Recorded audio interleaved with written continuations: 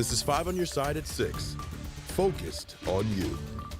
First tonight, body cam footage shows the attack that left a Ferguson police officer seriously hurt. It happened during a protest on the 10th anniversary of Michael Brown's death. Thanks for joining us. I'm Mike Bush. And I'm Ann Allred. The footage was released just hours ago during an emotional news conference. We have 2 reports from Ferguson. Let's begin tonight with Megan Kernan. Ferguson police say Officer Travis Brown's condition has not changed and he's still in a coma with a brain injury. The 2 other officers injured in the protest are doing okay and are back at work. Today we witnessed several public officials, dozens of Ferguson and St. Louis County police officers, and every mayor in St. Louis County stand in solidarity with Officer Brown. Police have released several videos at today's news conference. The first is from their building surveillance camera, which shows protesters shaking the fence outside the police station as officers started walking over to confront the protesters. Body cam footage shows Elijah Gant running across the street. Next, you can see Gant run behind a car.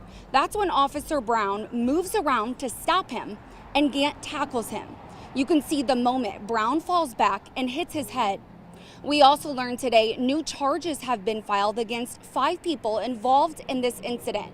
The main suspect, Elijah Gant, faces another assault charge for kicking another officer in the head. He's already been charged with assault, resisting arrest, and property damage. Meanwhile, Emily Davis was charged with 3rd-degree assault. Derek Robinson, Philip March, and Keith Rose were charged with property damage.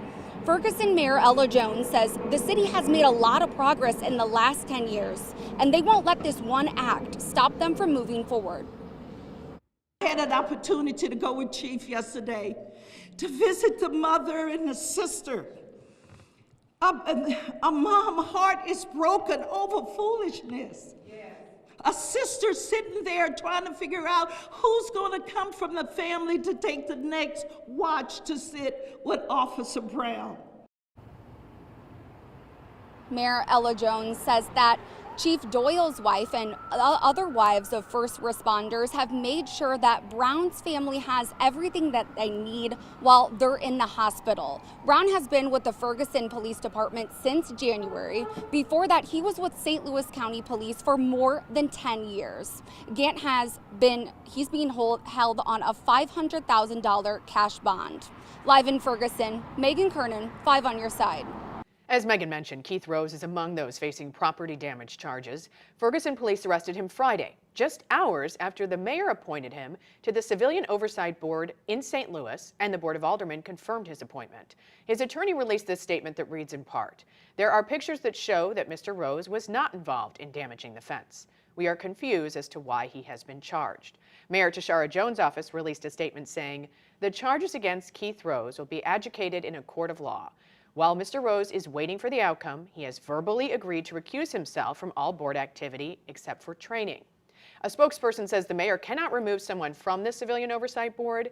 The COB can request the Board of Aldermen remove a member if there's good cause. The board reviews and investigates citizen complaints. Right now, Ferguson police are holding a prayer vigil for Officer Travis Brown. Robert Townsend is there and continues our team coverage tonight. Robert. Mike, I can tell you this, the emotional vigil for Officer Travis Brown is well underway here in the parking lot at the Ferguson Police Department. Take a look at this and you can see more than 200 people right now. They're packing the parking lot to honor the 36-year-old officer who is still in the hospital fighting for his life. Police say Friday night Officer Brown suffered severe brain injuries when a protester attacked him during that Michael Brown Memorial demonstration. Just minutes ago, there was a memorial tribute, which included an officer pulling up here in the parking lot in Officer Brown's black patrol car. Now, an officer then presented Brown's vest to Chief Troy Doyle, who placed Officer Brown's vest on the hood of the injured officer's car. That as more than a half dozen of Brown's fellow officers slowly rode by and saluted their comrade's vest, badge, and vehicle. Now, moments ago, Chief Doyle told this crowd, "This is what a community looks like." Doyle also choked back lots of tears when he told the crowd to support your local police officers and Officer Travis Brown as he lies in a hospital.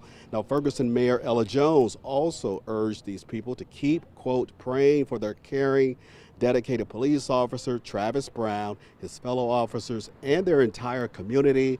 As Jones says, they continue to stand united and grow together. We're also told Officer Brown's family is also expected to show up here and speak.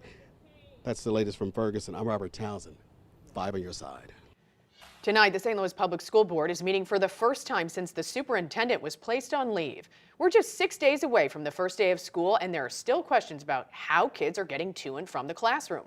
5 on your side's Laura Barczewski is live at the district's headquarters, where that meeting gets underway in less than 30 minutes. Laura?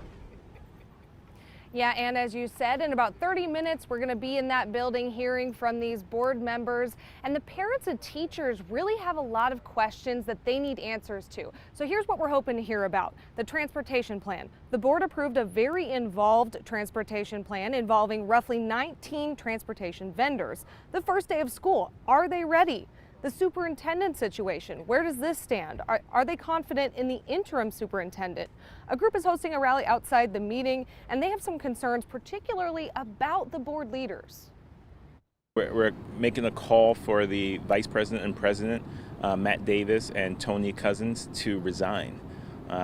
We were going to work on Get Out the Vote campaign to oust them through elections in April, but we can't wait.